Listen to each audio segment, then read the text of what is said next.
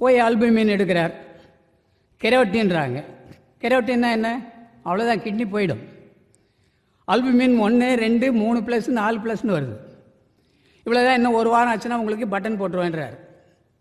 Dialysis பண்ணணுன்றார். மருத்துவமனையில் இருந்துட்டு எனக்கு தொலைபேசியில் கேட்குறாரு, என்ன பண்ணுறதுன்னு. ஒன்றும் வேணாம் ஐயா, நீ உணவு ஒரு 5 நாளைக்கு காலையிலேயே மத்தியானமோ இல்லை இரவோ 3 வேளையோ 2 வேளையோ சுரைக்காயை கொடு, சுரைக்காயை கூட்டு வச்சு கொடு.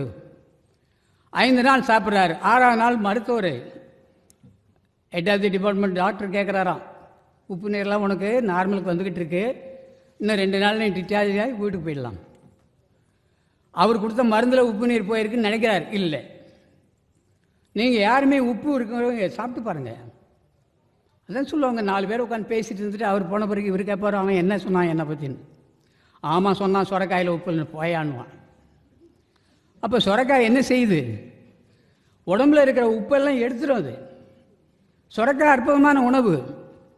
கர்ப்பிணி ஸ்திரீகள் என்கிட்ட சொல்லுவாங்க, கால் வீங்கி போச்சு ஐயா, முகம் வீங்குது ஐயா, சுரைக்காய் இலையை கூட்டு பண்ணி சாப்பிட்டு சுரைக்காய் காயை சாப்பிட்டு சரியாச்சே. இதுதான் தாவர உணவு.